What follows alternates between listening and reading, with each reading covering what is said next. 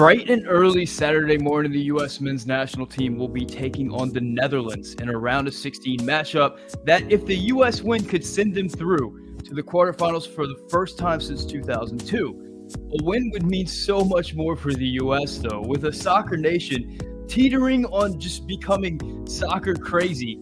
And with the World Cup in 2026 in the U.S. on the horizon, for the U.S. to win this game and keep this momentum going, it would be absolutely massive in this country. Now, it will be no easy feat going up against one of the traditional powers in world soccer in the Dutch. But can it be done? That's what we're going to talk about on this episode of the Yank Report. What's up? My name is Sam. This is the Yank Report, a show about all things American soccer. Make sure you subscribe, hit the like button, and stick around. If you want to become a member, you can directly support the channel that way.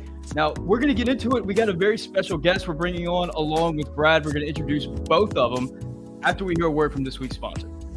Football is back, and BetOnline remains your number one source for all your football betting needs this season. You'll find the latest odds, matchup info, player news, and game trends. And as your continued source for all wagering info, BetOnline features live betting, free contests, live scores, and giveaways all season long. Always the fastest and easiest way to bet all your favorite sports and events like MLB, MMA, tennis, boxing, and even golf. Head to betonline.ag to join and receive your 100% welcome bonus with your first deposit. Make sure to use promo code BELIEVE to receive your rewards. BetOnline, where the game starts. Ladies and gentlemen, I am so excited to start this show because we're bringing back one of the fan favorites on the Yank Report, a very special guest. He is Jake from It's Called Soccer. Jake, thank you so much for being with us on the eve of this so important night in American soccer. What a momentous day. Thank you for having me back. Producer Brad, how are you feeling right now as we prepare to get into this matchup, which just we're already brimming with excitement to talk about it? You know, it's weird. After the game, right after we got off our stream, where I went back and watched it, holy crap, did I look exhausted, because that was one of the most emotionally and mentally exhausting things I've ever been through. I had this feeling of like, you know what? Get a little something here, get a little something here. You know, we can make a run. And then there was a little bit of a lull where I was a bit pragmatic and being like, you know what? This is good that they got out of the group stage, but now I am all back in, and I am full on just picking this thing apart and ready to go and ready to see our boys go out there and give it everything tomorrow. Boys, let's hop right into it. I want to start with this Dutch side. So they're coached by Louis van Gaal. They've been coming out in a 5-3-2 more or less for most of their matchups. They've got some scary players. I mean, Memphis Depay has been kind of coming back into health throughout this tournament. Cody Gakpo is kind of the breakout player of this tournament, the 6'4" forward from PSV, who is just scoring goals for fun right now. Frankie de Jong is the Barca midfielder who is pulling all the strings in the midfield. Virgil van Dijk, the center back from Liverpool, who at one time was the best center back in the world. I don't know if that's still the case, but he's arguably up there. Brad, I want to start with you. Who in this Dutch lineup scares you the most as you look at them and we face them tomorrow? Well, it's hard to look past the highlights that have been coming from Cody Gakpo. I was listening to Men in Blazers earlier today. They had Jesse Marsh on, and he was lamenting the fact that Leeds pretty much had it signed, sealed, delivered until Gakpo got a call from Louis van Gaal, and he said, "Don't do it. Wait till after the World Cup." And now his stock has gone through the roof. So watching him, you know, he really has had some wonderful moments in this tournament. But as we're going to discuss, I think there are some ways we can limit him. And the main thing to limiting him is basically don't let him get the ball. That's the main thing here. Brad, I had a feeling you were going to say that, and I set you up because I wanted to ask Jake this question. Jake, it feels like every World Cup there's a breakout player. There's a player that nobody knew about, and all of a sudden everybody in the world wants. Is that Cody Gakpo for this tournament? It definitely is at the top of a lot of people's lists, but the nice thing for the U.S. is that we also have a few of those players. And if you were to make a top 5 breakout stars of the U.S., I guarantee you that Tyler Adams and Yunus Musa are names that are on 99% of these lists.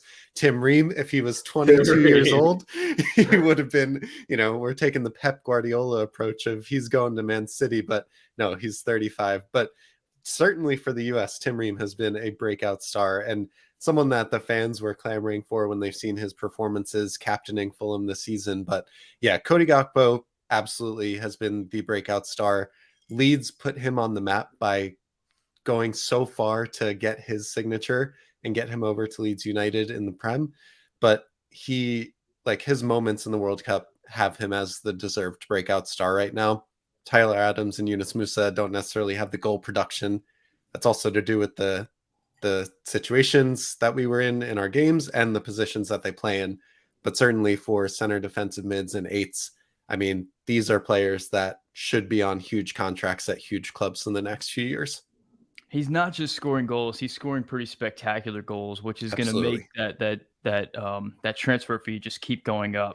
Now, as for the Netherlands, they had Qatar, Ecuador, and Senegal in their group.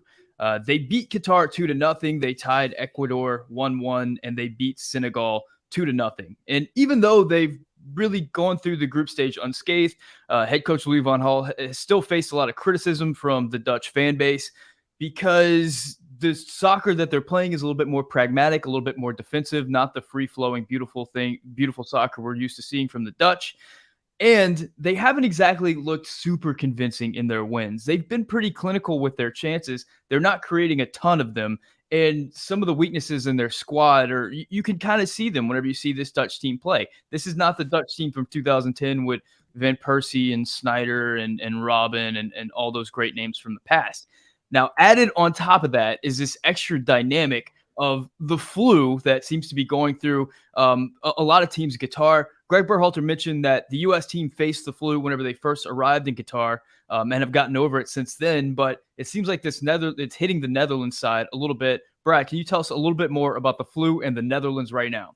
So the flu in the Netherlands, I've been seeing some reports that they canceled. They were supposed to have an 11v11 scrimmage yesterday, I'm pretty sure. And that got canceled because the guys were all struggling with laboring to breathe. It's not, guys aren't bedridden or anything like that. It's just they're apparently what they've been saying is that it has to do a lot with the air conditioning, which boggles my mind a little bit. But I heard one reporter equate it to you've been on a long flight and there's the recircled air and you feel a little groggy and your nose is runny and stuff like that.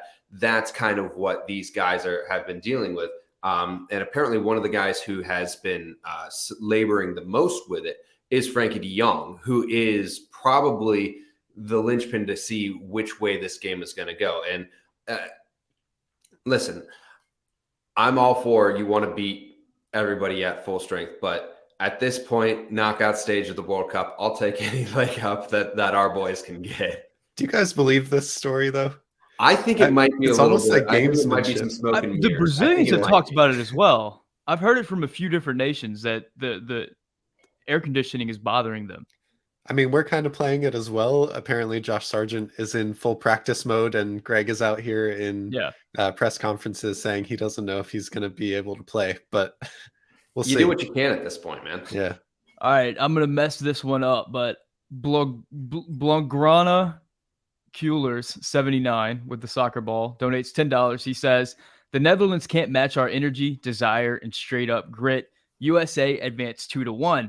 Now that leads me into a question I wanted to ask Jake, which is, part of the criticism of this Netherlands side so far in this tournament is they have felt a little bit lackluster. They have felt like they haven't come out of second gear. I know that you've reviewed some of their games in preparation for this game for the U.S. Is that something you've seen whenever you watch this team play? Yeah, and there's kind of the first answer is yes, absolutely. The Netherlands haven't really been tested throughout this group stage, and the weird part is they needed a Mendy mess up, a Mendy gaffe in the Senegal game to get their goal. That really opened up the extra time, and they got another goal there to win 2-0 against Senegal. And then against Ecuador, they were not the better team. You go back and watch that, and they kind of just swam through that. They were kind of walking in mud. They weren't able to control the midfield at all. Their goal was one of their 2 shots that they had, and Ecuador had, I think, 15 or 16 shots. Ecuador had a goal that was called offside as well. And then they played a Qatar team that was already eliminated from the World Cup. So I'm looking at their group stages thinking, they really haven't gotten out of second gear. They probably should have lost at least one of those games. Senegal, they probably should have tied. And then we're looking at, 4 points in one of the easiest groups. But they are where they are. They got their wins. They're playing us. I think it's one of the winnable matches in the round of 16 that the US could have. It is almost a trap though for US fans. Like, this is a winnable match, but we maybe shouldn't expect to win and be the better team. Now, speaking of that Ecuador match, I noticed rewatching some of the highlights that Ecuador was getting a lot of joy down the channels. They were attacking this Dutch side on the wings. We know that this Dutch side has a 3-5-2. So they're going to have those 3 center backs, and they're going to be pushing their wingers high up the field. And that's going to leave some space out in the wings. Ecuador was really able to convert that into chances again and again against the Dutch. Knowing what we know about this U.S. side and how they've been attacking teams throughout the World Cup with excellent wing play from Robinson and Pulisic, and then on the other side with Dest and Weah. Jake, do you expect that to be something that the U.S. are going to be able to exploit in this game? Yeah, it is absolutely an area of the pitch that the US can use to exploit. I think one of the best things to happen for us is that we are going to play another team that plays in a 3 in the back system. And what we do with our fullbacks, Serginho Dest and Anthony Robinson, and push them so high up the pitch, and sometimes even past our wingers, Christian Pulisic and Timothy Weah, those spaces are so open because the Netherlands team are playing with 3 center backs and they push their wing backs so high up that there is space to exploit there for Anthony Robinson, Serginho Dest, Timothy Weah, and Christian Pulisic. I think it's going to be really important for us to be good in transition moments, because that is going to be when the Netherlands are the most exposed, especially if we can dispossess Frankie de Jong. If he's, progressing the ball up the pitch and we can dispossess him in the center of the field or towards our box, that is going to be when we can break. I'm not really thinking that we play a counter-attacking match plan, but the thing is, those spaces are going to be so open for us, so we might as well take advantage of them. And if we can be better in transition than we have been so far this tournament, then that will be a place that I can see us getting some goals. Speaking of Frankie de Jong, we know that he is the danger man in the midfield for the Dutch, and he's that string puller, that connector at Barcelona. He's a phenomenal midfielder, flat out. However, around him is not a scary midfield. I don't know that they're scarier than the English midfield that we played before. Brad, whenever you take a look at this midfield for the Dutch, how do you think that the MMA midfield stacks up against it? I think it stacks up pretty well, and I think it stacks up pretty well simply because, and I do get a little tired of hearing U.S. players referred to as high energy and athletic. But in this situation, we are more energetic. We are more high energy. I really think this is somewhere we can exploit it, especially if Frankie de Jong's laboring a little bit, if reports are to be believed. This is somewhere where I can really see Tyler Adams denying this midfield the connection from those center backs up through Frankie de Jong to Gapco. I really think this is where we can kind of exert a little bit of dominance and kind of clog up that midfield, especially in the middle, because I don't think they're going to be able to get out wide and provide a lot of service, even though Gapco is 6'4" and good in the air. But I really do think this is an area where we can exploit it. Jake, it seemed like against England, the key to that game for the U.S. was denying those balls into Declan Rice. And once we started to do that, England just really didn't have any answers after that. They struggled to create anything for the majority of the game because we kind of clogged up their midfield and denied the service in there.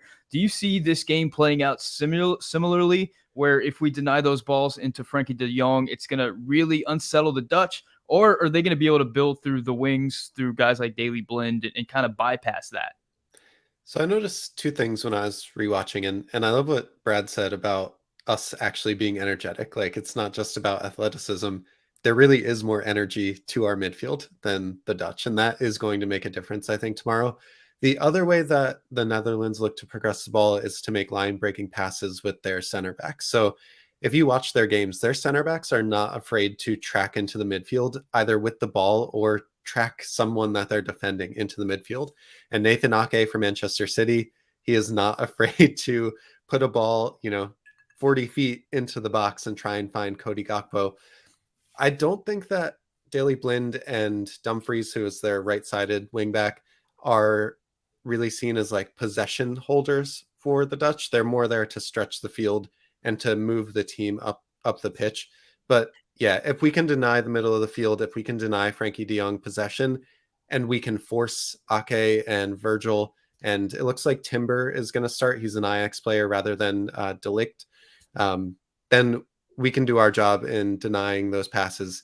Those are really the two biggest ways that the Dutch team was looking to progress the ball. Line-breaking passes from their center back, or give it to Frankie de Jong and pray that he is able to progress the ball. Do you see the center backs as the strength of the Dutch side? Yeah, I mean, if Gakpo doesn't have a breakout tournament, you can't really point at any other place on this team that has, a huge advantage over other teams in this tournament. And I think too, like, they have good stories around their team. If you read about their goalkeeper, who is relatively unknown, he plays for SC Heerenveen in the Netherlands. He was basically unsigned 2 years ago.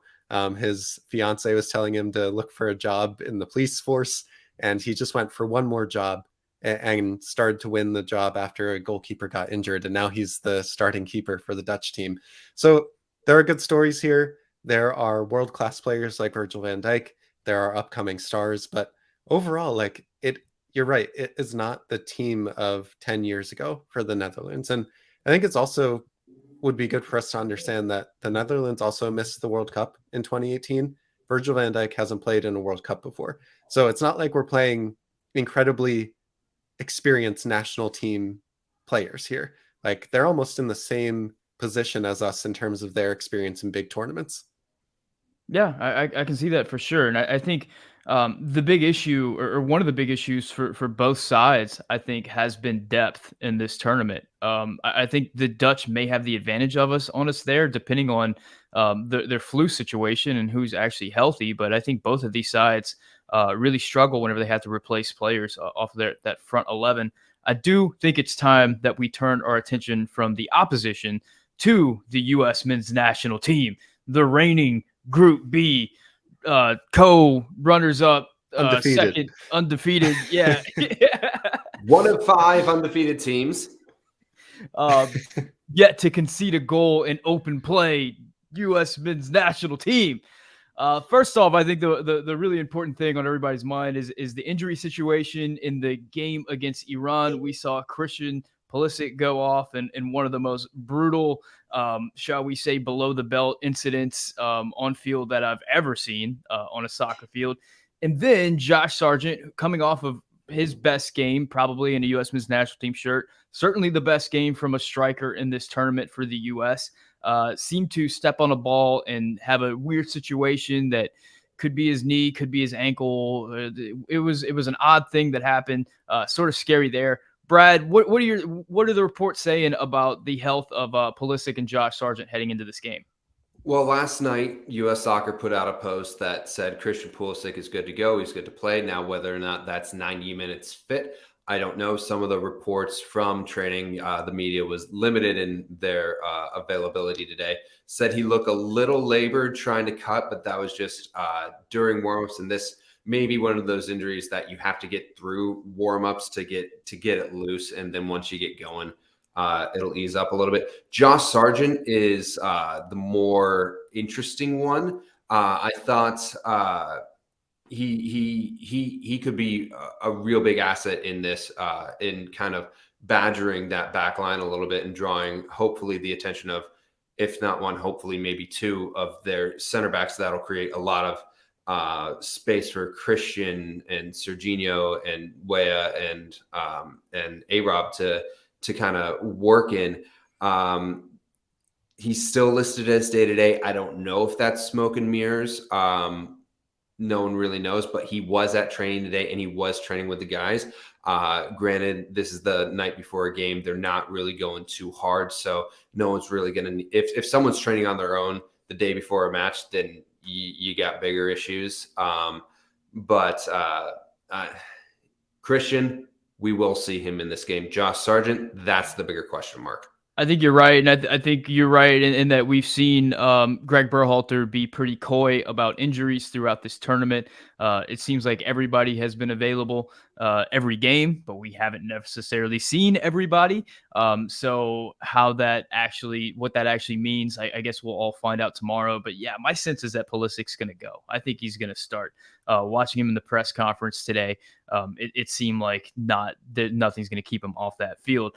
Speaking of the press conference, Jake, what is your sense of how this team is feeling heading into this game? I think the fan base has largely, it seems like the fan base was pretty excited to get out of the group. And at this point, we're feeling like we're playing with house money. But what is your sense of what this team's feeling like heading into this game? I just need to say that I love this team so much. Like, every single player on the squad brings me such joy to see their genuine happiness, their togetherness. Like, brotherhood is kind of like a catch-all word, and it's a buzzword for Gregg Berhalter and the team. But in some instances, like, it does have an impact on how you feel towards this team. Like, you don't want them to just win because you're a fan of US soccer. You want them to win because you're rooting for all 26 of these guys. And I feel like that is an environment that they've built over time. I think Gregg Berhalter does need some credit here. Like, for all of us that have lived in the US soccer sphere for the last 2 years, it probably feels like the Twilight Zone right now, seeing international coverage of Gregg Berhalter and this US team. Like, I do consume US soccer media, especially this channel, but I also watch, international channels, and the TIFO channel especially has been really kind to the US team. JJ Bull, one of their analysts, was talking about how the US soccer team in this World Cup has been tactically one of the most interesting teams to approach the game. And today they were doing predictions for the USA-Netherlands match, and they had 4 analysts. 2 of them chose the USA, 1 of them chose a draw, 1 of them chose a slim Netherlands win. So it feels like the US is kind of winning over people that aren't necessarily in the sphere. And I think that goes kind of one level expanded to people that are just getting into the sport in the US as well, that this is a likable team. This is a team that can deep run. This feels like a really critical moment because this is a winnable game. The US can get past the Netherlands. It just is going to amount to, like, can we put it all together and have our day? And that will be like, to get to the quarterfinal, potentially play Lionel Messi, the World Cup before it is hosted in the US. MLS is rising. We have players going to Europe every single transfer window. Like, this feels, I know a lot of other times have felt like inflection moments, but this feels like the inflection moment. And Jake, if I can piggyback off that, it feels sustainable also, because of the infrastructure that's been put into U.S. soccer now. And also, having worked in sports media and soccer media, a few of the people that I used to work with, I especially I watched 2 of them, 2 of their reports today. And these are guys who never missed a chance to poke fun at U.S. soccer or call us, a soccer nation rather than a footballing nation. And if they ever gave us a compliment, it always came with a caveat. I watched 2 of their reports today, and they were like, we owe U.S. soccer and Gregg Berhalter and the U.S. Federation an apology, because these guys, one, they're all likable dudes. So like they're winning over the hearts and minds of their nations and of the neutrals, especially in the soccer media, and not just the soccer media in America.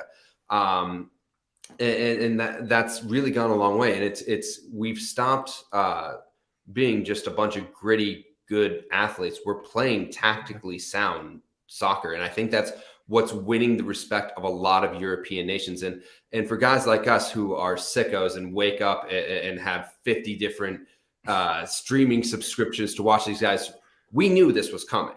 We knew these guys could do it. But to everyone else's eyes, they've seen Christian in spouts, they've seen Weston in spouts, but we've seen them do it. We can connect the dots. They're just kind of catching glimpses here and there.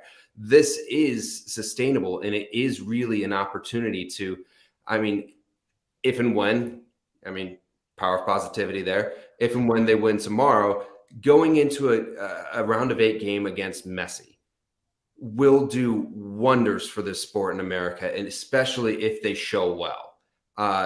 Because everybody knows Messi. He's a household name. These guys are becoming household names, especially in marketing opportunities. They're going to be everywhere. And we forget that it's not necessarily a 4-year run-up to the World Cup that's coming here. It's 3.5 years. And that year-long run-up is coming quick, and it's coming fast. There's already infrastructure being laid down. The IBC is already booking spaces in New Jersey. I know that for a fact. It's going to be everywhere. You're not going to be able to miss it. And this just is such a great opportunity for the sport in this country. I could not possibly be more excited. I yield the rest of my time, Mr. Speaker.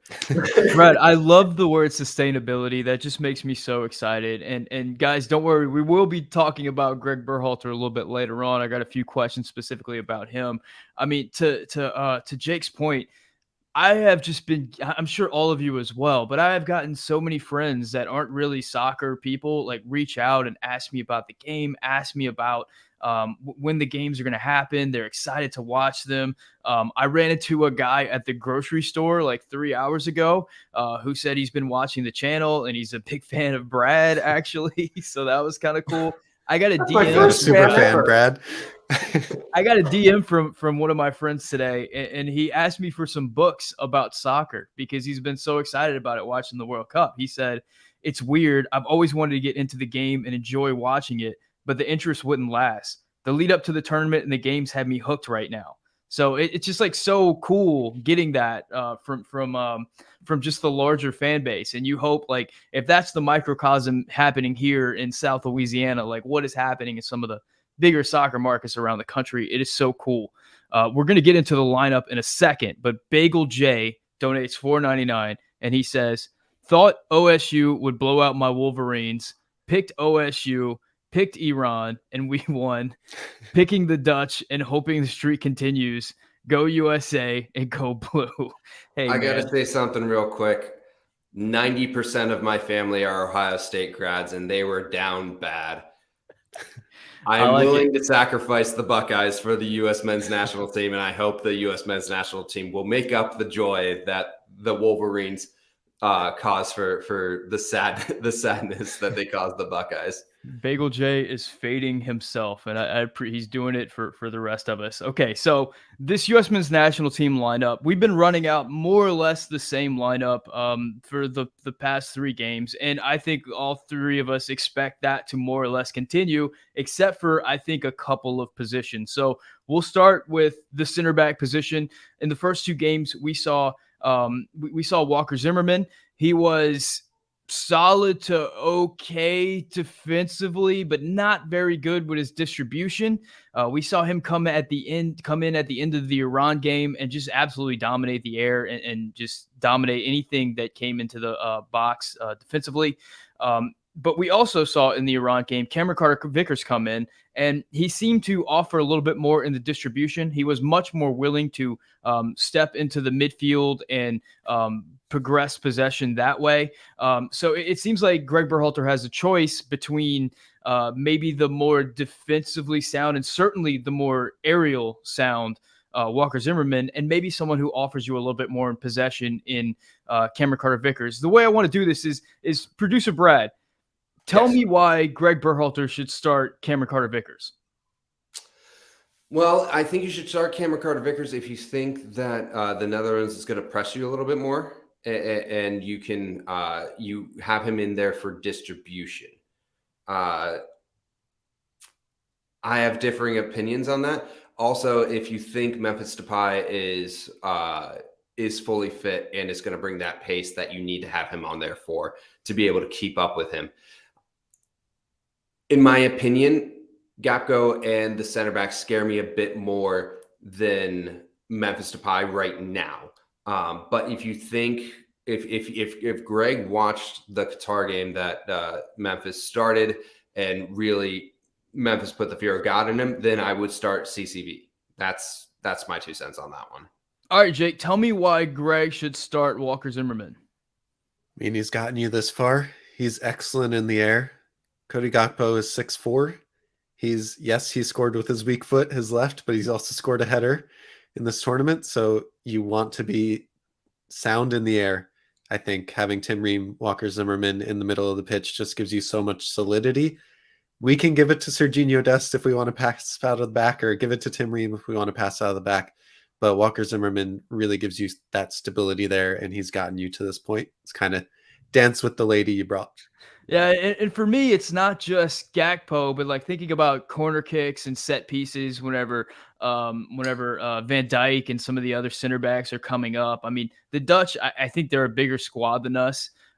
We have Weston McKennie and Walker Zimmerman end of list as far as aerial threats. And I think the Dutch have some serious aerial threats on their side. So I think you go with Walker Zimmerman in this game just because you have to have people that account for that. Now, further up the lineup, I think the MMA midfield is going to start. They've just been so great. Do we think Pulisic starting? Jake? Yes. And honestly, if it's Brendan Aronson instead of Pulisic, that's not the end of the world. Obviously, there's a drop off, but that's much better than having, say, I don't know, having to have Shaq Moore instead of Serginho Dest. I'd much rather have Brendan Aronson instead of Christian Pulisic. Brad, do you think Pulisic starting? I don't know.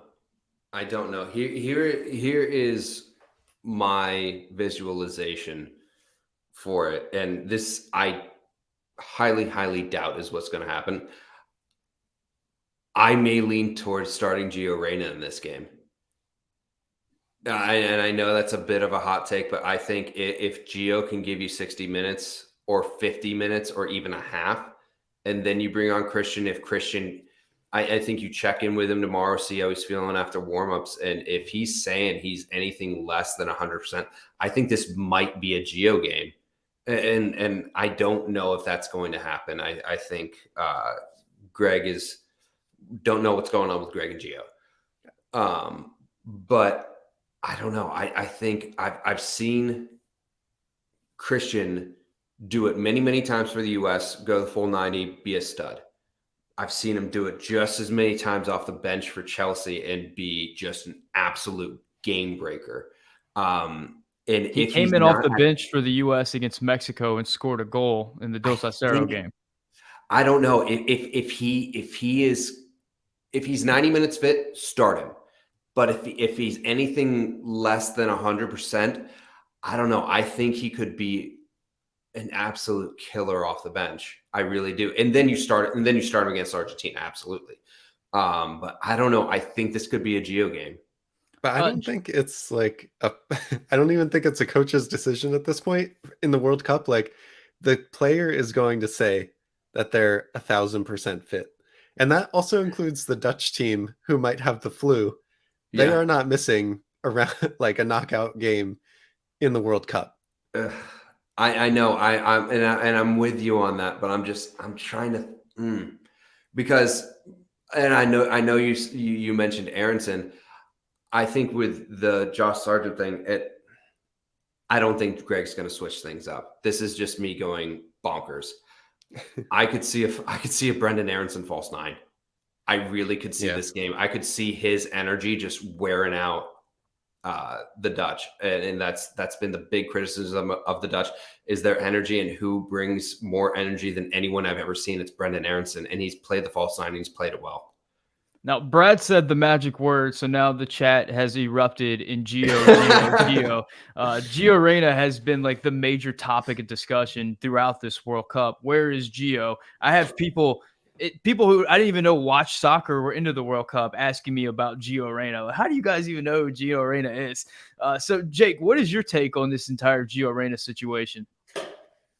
My take is probably an unpopular one, which is we got 5 points and we got out of the group. I don't really care how we did it. And obviously, as a fan and someone that knows the potential of Gio, I think Gregg has a responsibility to get the best out of him and give him the most effective minutes. But at the same time, it is also Gregg's prerogative to decide how he gets out of that game to live another day. And since he has done that so far, I'm more reluctant to consider myself someone that thinks his substitutes were very bad.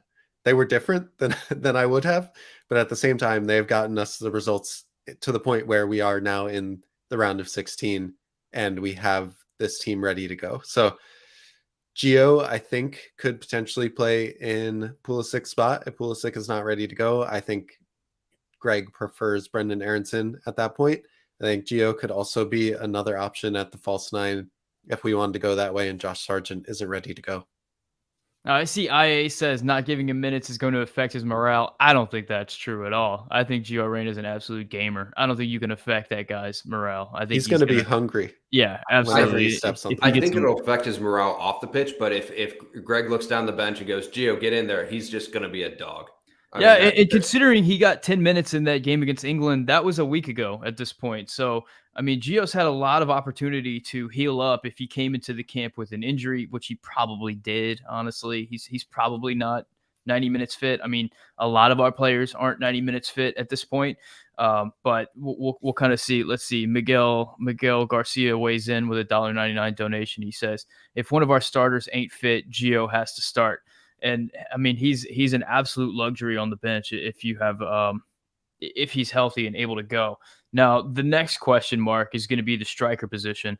I think Josh Sargent played the best striker game of any striker that I've seen for the U.S. men's national team in quite a while in the game against Iran. And of course, ironically, he gets injured in the process.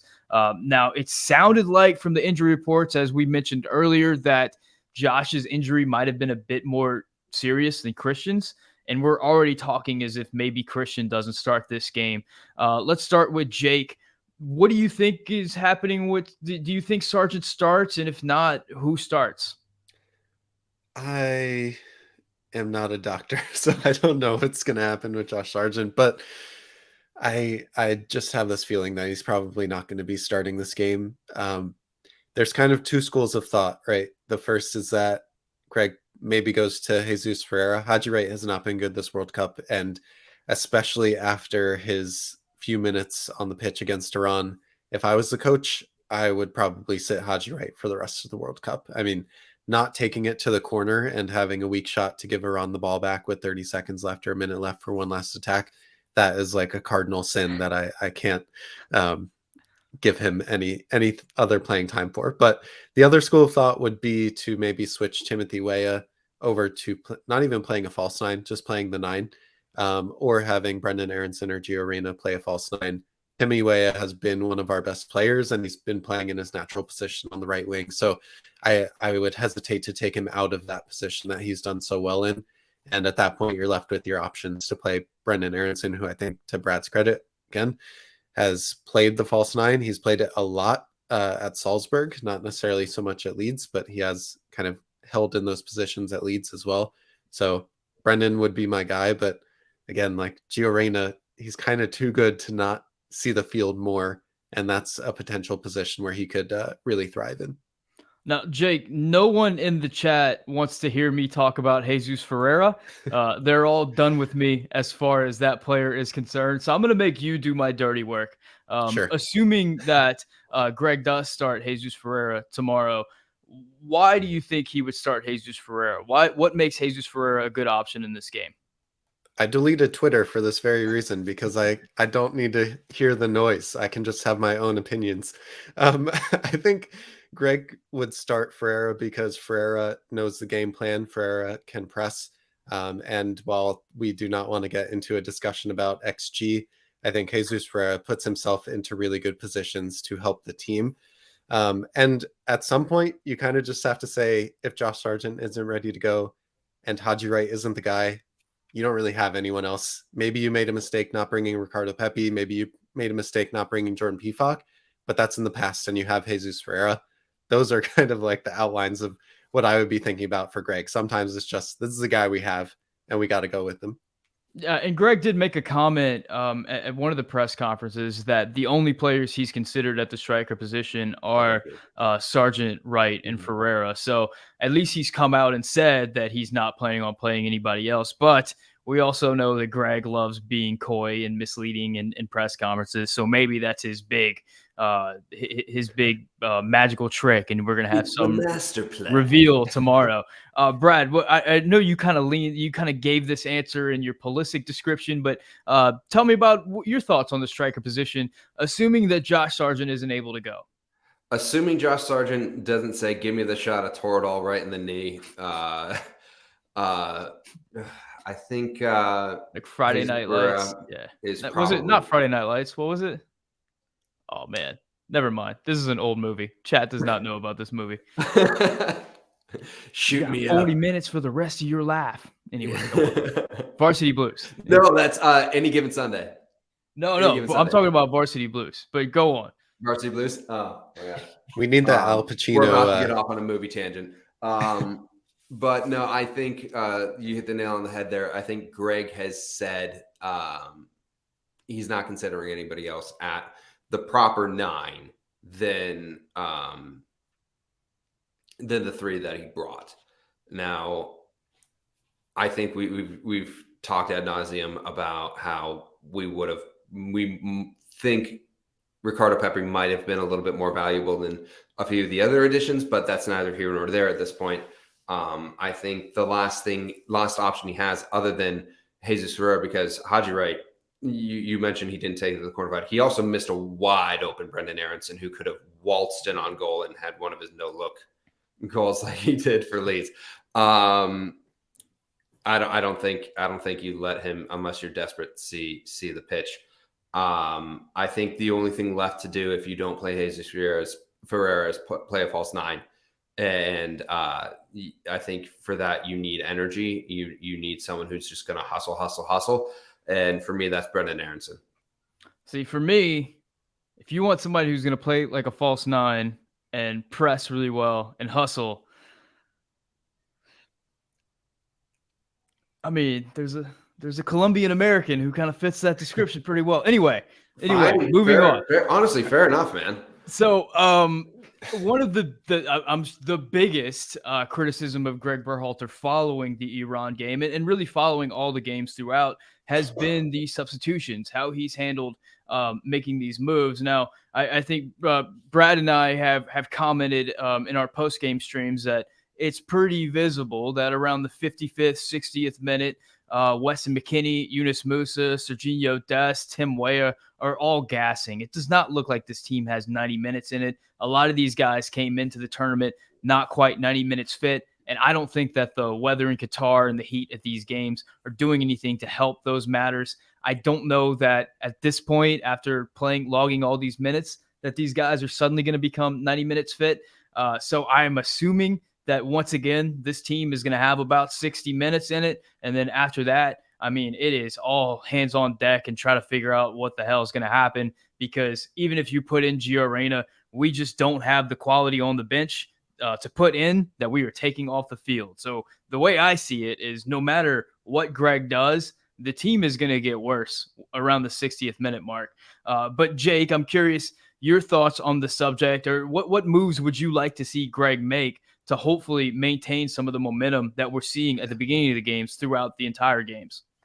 I mean, take away the players themselves. I think the first thing I need to say is that Greg needs to make changes sooner, and he needs to have them planned based on the game state so that he doesn't need to think too much about it, or at least have an assistant that's ready to be thinking about different scenarios in which we put different players. Because in the Iran match, I know it was part of the game where the game didn't really stop and there wasn't a point to put Brendan, or who was Brendan Aronson. He waited on that was the England game.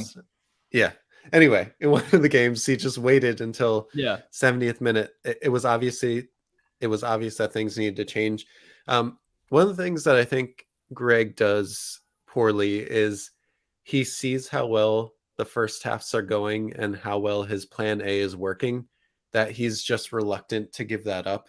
And that makes it so that he's not really ready to change the game and put in subs. So I think that's the first thing. Gregg needs to think about what these scenarios are going to be and make the changes sooner. Yeah, Musa was completely gassed after 60 minutes, and to his credit, he kept running until the end of the game. So Yunus Musa is a beast and deserves a shout out. But I think he was running, but he lost his touch. He did, yeah. He lost some of that defensive bite. He was not the same player at the end of the game that he was at the beginning of the game. And frankly, we don't have another Yunus Musa on the bench. We don't have half of a Yunus Musa on the bench. There's just nobody that's going to come in and replace his output. Yeah, the effectiveness of every player goes down as you lose stamina and as you lose energy. I'm surprised, as much as we know about Gregg and Joe Scally, I'm surprised that Joe Scally hasn't been the go-to right back. Kellen Acosta is fine for me. I think he's been okay in terms of like where we have been in the game and what we needed out of it. Kellen Acosta has been fine. But yeah, I think for me, the two biggest things are Gregg needs to make these changes sooner. He needs to give up plan A especially if it's not working in that second half. Joe Scally should be above Shaq Moore in the depth chart and DeAndre Edlin in the depth chart. And he needs to find a way to get the best out of Gio Reyna. I think like it is something that you are like, you should be allowed to call out that a coach isn't getting as much from his team that he could be.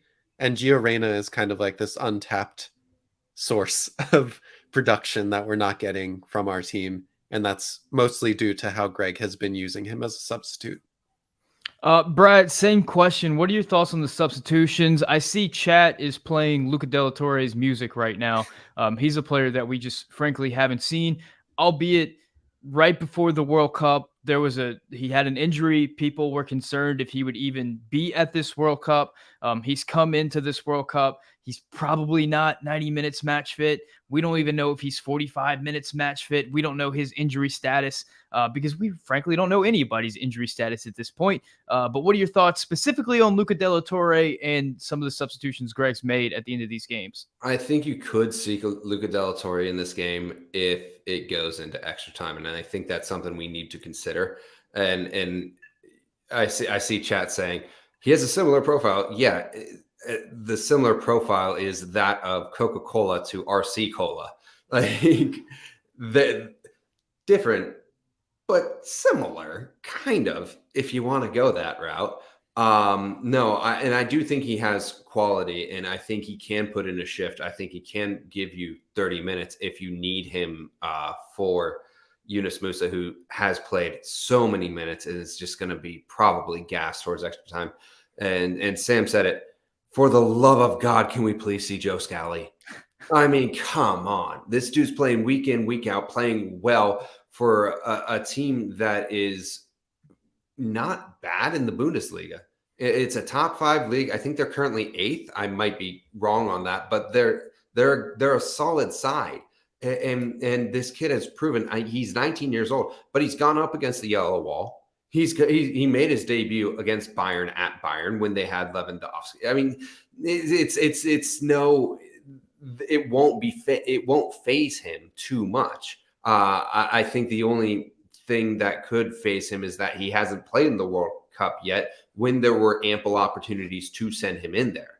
I think that could be a bit of an issue. I think Gregg.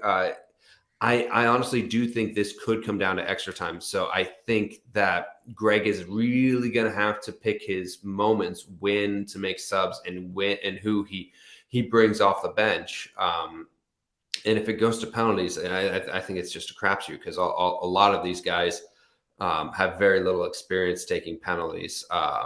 Christian has some, Gio has a little, Yunus has some that's not good. But maybe he's learned from that experience. We'll see how that goes. But yeah, I think Scally not coming in, or especially with Shaq Moore, just leads me to believe either Gregg hates him or he has like one of his legs is about to fall off. I don't know. I knew as soon as you said RC Cola, somebody in chat would come at you, and Pepita Chips is here. RC Cola is way better. WTF, you talking about Now I'm pissed. So there you go. I knew there would be somebody out there who stands for RC Cola. Yeah, I see this. You mentioned extra time, and I see it too, man. Because you're talking about a U.S. squad that has done really well in controlling games and shutting down the attacks of oppositions, but can't quite score itself. And then you have a Dutch side on the opposition that is they're going to be reliant on service up to their strikers. And if the U.S. can deny that, they're going to have a hard time. But at the same time, they got a tremendous defense as well. This is a game that certainly could go down 0-0 or 1-1, and we end up in extra time. And we're both putting on Xavi Simons and whoever the hell else we got out there. Xavi Simons versus Luca De La Torre is an interesting kind of mind experiment. I don't know who we got there. Let's see. Rando Calrissian donates $1.99 and says, "Didn't Shaq get the big assist versus Canada? Scally week." Rando is our resident. He's our resident Shaq Moore stan. So anytime you mention Shaq Moore, he's coming out. So yeah, I mean, that was A-Rob to Brendan Aronson, and then we got shut out in when we went up to Canada. If he's talking about World Cup qualifying. Yeah, Shaq Moore played in the Panama game. I don't remember if he got an assist. There were a lot of goals in that game, but I don't think that he was one of the suppliers who won. I don't remember. I mean, he is the internet's biggest Shaq Moore fan, so if anybody knows, he would probably know. But is in the Canada game, Serginho Dest started and DeAndre Yedlin came in. I don't remember Shaq Moore being in the game. He's gaslighting you into believing him.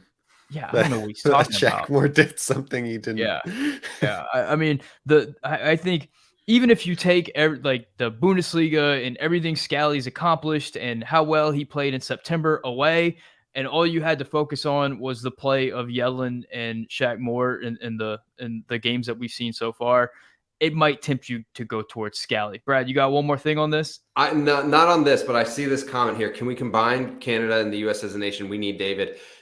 Jonathan David was born in Brooklyn, New York, about 5 miles that away from me right now. Just goes Canada. We talked about the War of 1812 a whole lot in preparation for the England game. I mean, the War of 1812 was the U.S. attempting to invade and take over Canada. So if that would have gone through, if we would have actually won the war, really, there's probably no English people in here anymore, so I can be real about it. If we would have really won that war, we'd have Canada. So this would be a moot point. Our attack would be freaking awesome. But it didn't quite go that way.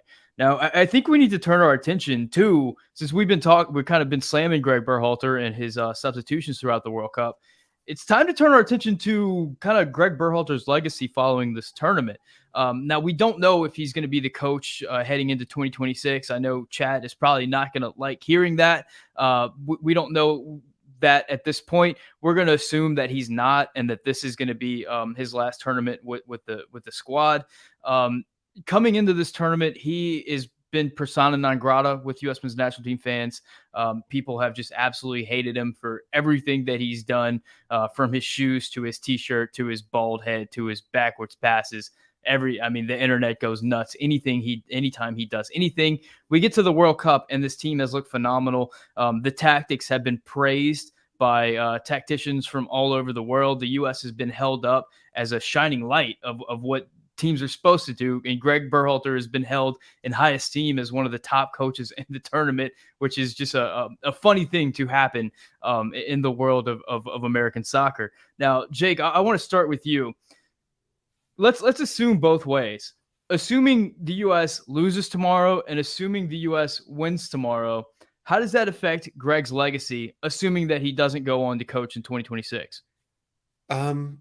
It's a great question. And before the World Cup, I was continuing to say Gregg's legacy is going to live and die with this World Cup. And I almost see it as like three different scenarios. The two that you mentioned, and then another one, which is if we play a really tightly contested match and lose. That to me also says something a little bit different. If we lose and we kind of lay down and die and Netherlands trample us, I think that kind of leaves us with a taste in our mouth that is quite bad, especially considering the group stage that we just had. I think we can look back at the group stage with a lot of happiness, but also knowing that there were moments where it could have turned ugly for us. Just like some of those small moments in each of those games where something happened that went our way, or maybe it was neutral, whereas in another universe or another dimension could have gone poorly.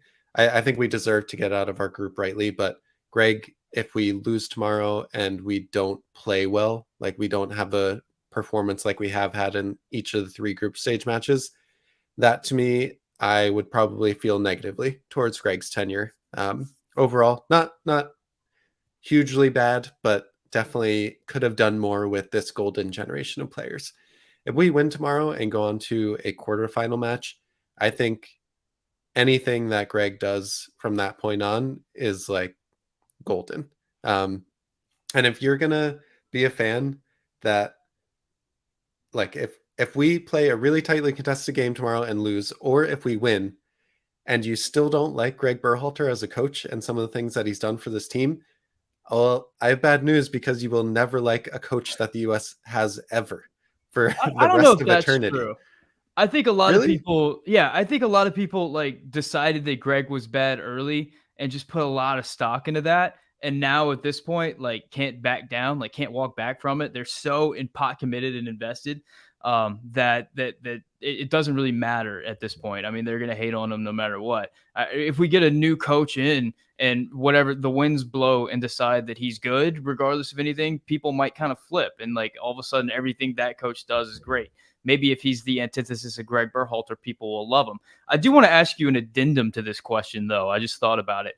Let's say there's some European brass out there at a decent ranking club that is watching this tournament and is like, yeah, I like these Americans. I like this Gregg Berhalter. I see what Jesse Marsch is doing over at Leeds. I like the cut of this guy's jib. I like them backwards passes. I like them Jordans. I like everything about this guy. I want to bring him in and be the manager at my club. How do you think that American soccer would view Greg if all of a sudden he was coaching in the EPL or coaching in the Bundesliga or something like that? I mean, at this point in time, with where US soccer is in the globe, I will take anything that I can get. Especially for coaches. Like Pellegrino Matarazzo at Stuttgart in the Bundesliga was great. Having Jesse Marsch at Leeds is great.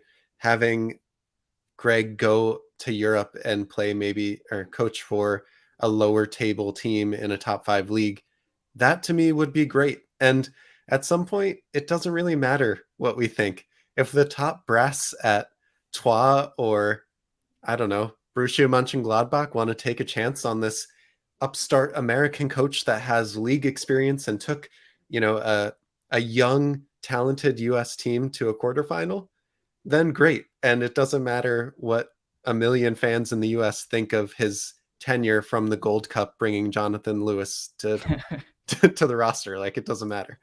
I mean, yeah, the thing that like kills me is like knowing what I know about European soccer and how many like ridiculous coaches have been brought in that were just terrible. I remember whenever I was watching Josie at Sunderland, they brought in that coach who I can't remember his name, but he was a former great at the club, and he was just absolutely bonkers. And like I remember he banned Coke at the like banned Coke and ketchup Maybe or RC something like Cola that. was the ban. It was RC Cola, and like he was just off the wall. And I mean, he got a Premier League job at Sunderland, which was a pretty solid club at the time. They've eventually at this point fallen off, but like the idea that everybody that coaches in the Premier League is like this great coach is pretty ridiculous. I mean, the European clubs are just as dumb as anybody else. I mean, but anyway, let's move on from that. Brad, do you have any thoughts on this subject? I have one thought, and I don't think it's going to be Gladbach because he hates Joe Scally. But a team like Real Mallorca might be a team. Here's something to consider. A lot of American ownership groups are getting into the game because they're seeing untapped revenue potential, and it's very low risk, low cost of, I won't say low risk, low cost of entry. Is something, and to have a guy who led a young, scrappy team in on a World Cup run to get him out of the group where not a lot of people thought. I mean, we did, but not a lot of outside people thought that they were going to get out of the group. I think that could be something interesting. I think an American ownership group might go, get me that guy. Because sometimes, and we've talked about it on this channel, a lot of times you need a new voice every 4 years. Yeah. And I think Gregg was the right voice at the right time with these guys. And he doesn't get enough credit for the recruiting job he's done with Sergiño Dest, Anthony Robinson, Yunus Musa.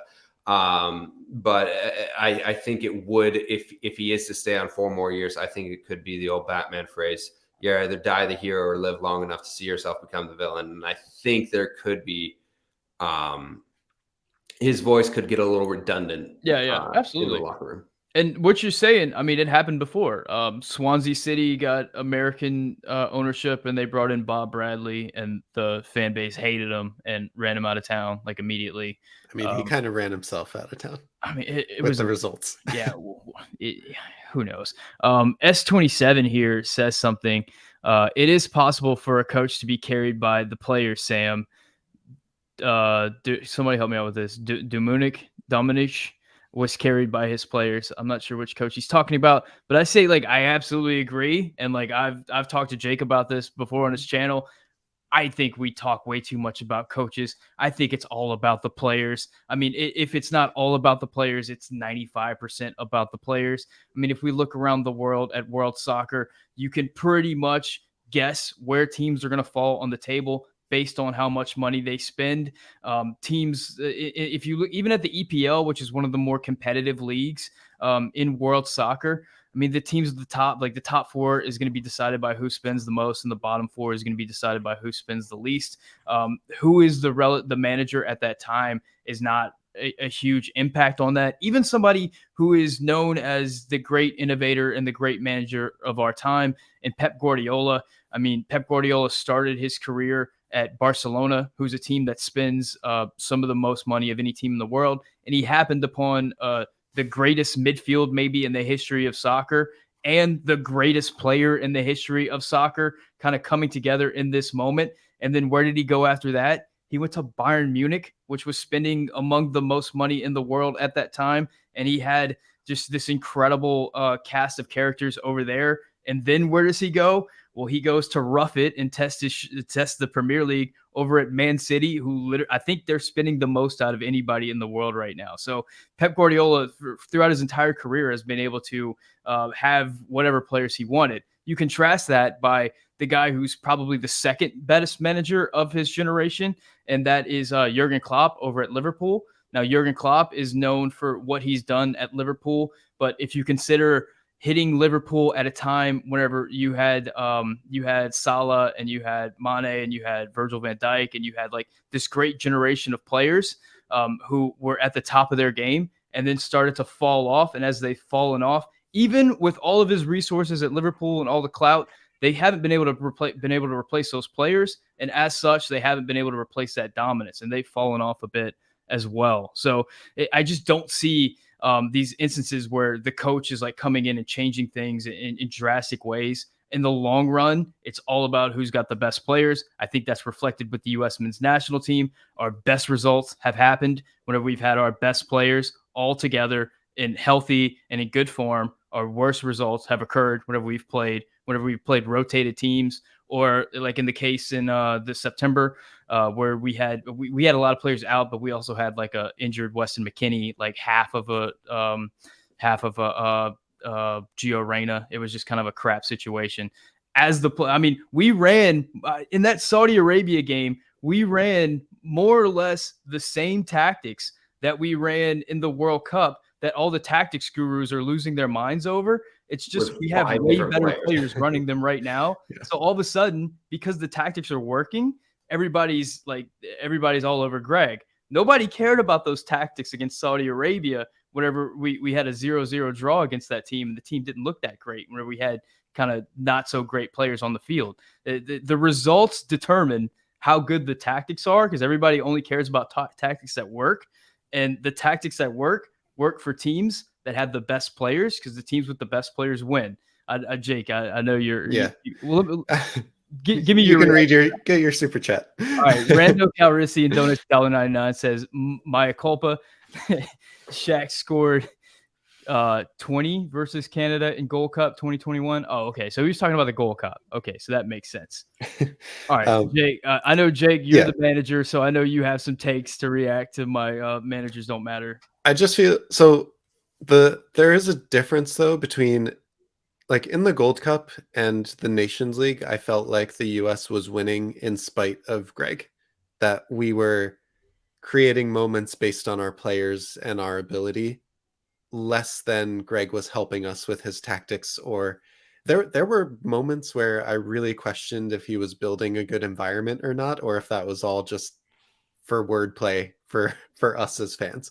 But you can see that has come good in the World Cup, that his job as a manager has actually been more beneficial to us in terms of the environment that he's built and the dual nationals and tri-nationals that he's recruited. That in itself has to be part of his legacy as well. I think the other piece that you talked about with coaches, managers do make a difference, but absolutely when the game starts, it is all up to the players to influence the game and carry out that plan or not carry out that plan. Soccer is like one of the sports where once the whistle blows, the manager has almost zero influence on what happens in the game. The one last thing I'll say there is someone like Mikel Arteta at Arsenal. Managing jobs are always on a knife's edge. You are never more than 3 or 4 games away from being on the hot seat. Mikel Arteta for a year and a half, 2 years, was on the brink of being fired from Arsenal. And it was kind of like, just wait, like we're building a system, we're building a family, we're building a recruitment system. And now look at them. So he could have easily been fired many different times throughout that journey. And they're at the top of the table in the Prem now. So Gregg deserves credit. I feel like he's not hurting the team actively in this World Cup with his tactics. And I feel like he's been, a lot of what we've maybe had questions about in terms of the environment and the team building, that has actually been validated throughout this World Cup as well. To be fair, though, Sam, aren't Arsenal and USMNT fans just the most rational people? Well, we talk about building a good environment, but if we remember, the last World Cup was won by France in 2018, and France is always known as being just always on the edge of a meltdown. I mean, they're kind of like a Mexico type squad, an England type squad, where they're like Hollywood international team. I believe Benzema was kicked off the national team in 2018 for some. He was blackmailing teammates. Yeah, blackmailing teammates. I mean, that was the environment that occurred heading into the 2018 World Cup. But they were able to win because they had the best midfielder in the world in his absolute prime in N'Golo Kante. They had Pogba next to him, who that tandem was just unbelievable. I mean, they were just brimming with talent at every position. And at some point, talent just overcomes everything in soccer. It really doesn't matter, at least in my perspective. Another anecdote would be like, if you looked at the coaches in this World Cup and you were ranking them, like, I don't know how you would put Hansi Flick anywhere but like a tier above everybody else. I mean, he won the treble twice with Bayern Munich. He won the German Coach of the Year and then became the European Coach of the Year and then decided to take over the German national team. Everybody would consider him like on the mountaintop of international coaches, considering his resume coming in. And Germany flops out of the group stage. Now, Germany did have the most XG of the tournament, for all of you XG faithful out there, which would assume that variance occurs in short periods, which we know in soccer. Getting in some real nerd talk here, which I think also accounts for the Gold Cup, because we certainly weren't the most talented team in the Gold Cup. And I think we were able to ride some Matt Turner super saves throughout that tournament to that title. And we really got a little bit lucky there with that. And maybe we got a little bit lucky in the Nations League as well. We know variance can occur in short windows. And I'm really hoping we get some solid variance our way tomorrow against the Netherlands. I see 427 Motorsport, one of the members here. He says, my issue with Gregg is that he isn't putting the best 11 on the field. Reyna needs to play, which, man, if that guy's healthy, he is definitely an asset to this squad. I think to wrap it up, I want to get some predictions from you guys. So let's see, Brad, I'll start with you. What are your thoughts on the game tomorrow? And chat, let me know what you guys think is going to happen. Give me your score predictions and also tell me who you think is going to score. So, Brad, what do you think is going to happen tomorrow? I think it's 1-1 going to extra time. Christian Pulisic late winner. I think his comment about his landed moment hasn't happened yet. From your lips to God's ears, Hershey Jesus. I think you got a direct line there, bud. I think the Dutch get one off a set piece, and I think we get one in transition. I think that's where our goals are coming from. I think we get both our goals in transition. But I think these guys know that this is, a chance to really grab hearts and minds of the U.S. soccer faithful. It's a great day of TV tomorrow, of sports TV tomorrow. You got all the college football conference championships coming after this. It's going to be, this game's basically the lead-in for them. So it's a real opportunity for a lot of people to be exposed to a big game. And that's something I know these guys aren't going to take for granted. I saw a comment earlier from Audrey that said that was talking about Coach Cal from Kentucky, posting a picture with Christian Pulisic at Chelsea. And then the University of Michigan was at Stamford Bridge today, shouting out Christian Pulisic. LeBron was in a USMNT jersey. By the way, the blue jerseys have grown on me. The white jerseys have not. But it's gotten into our culture, and this really is an opportunity. And I think these guys aren't going to take it for granted. And I see a Dest goal in there. We didn't touch upon this. I think Dest is going to ball out tomorrow. That is true. We haven't talked about that at all. That's a great point. I think he's gonna see look across the field and see a bunch of dudes he used to play with, and he's gonna go, all right, bet. And I think he is going to just go into his zone tomorrow. Hopefully he will lay it off and pass it like he did in the last game rather than take a half chance of a shot. But I think Serginho is going to ball out tomorrow. I don't think he's passing tomorrow. That man, he's looking for a shot. Drunken rambling. He's pre-game baguette right now. What I saw an interview today. Somebody said whenever he gets to America, he has to go to Panda Express to get orange chicken, which just like adds to the Serginho Dest mythology. Did you read the story about him and Chris Richards in Bradenton, where he's just shirtless in like the dorm room with a hat tilted off? He's like, take a video of me. Like, okay. It was just his own person. Drunken Ramblings with Aaron donates $5. He says, McKinney crossed to Pulisic early. Dutch pull even in the 70th minute. And then Zimmerman with a huge goal from a set piece or corner. Extra time, 2-1 USA. Man, I do not, guys. Emotionally, physically, I don't want extra time. You can't do that to me. Jake, what are your thoughts on how this game is going to go? Yeah, my wife has already declined extra time and penalty kicks. Those are not allowed in this household right now. With a 7-month pregnant woman, she cannot take that stress. So please, USA, end this in regular time. I am thinking it's a 1-0 win for the U.S. It is going to be a really tight game. I think Dest is going to ball out. He's going to be really, he's played him lights out this entire tournament, but to now play the nation that he grew up in, the other nation that he's eligible for, I really think Dest is going to have one of the best games that he's ever played in a U.S. jersey, and that's saying a lot. This game is, like I said before, is an inflection point for U.S. soccer. And for me as a fan, I feel like soccer is a sport that can make your day or ruin your month. So I'm hoping for a great day tomorrow.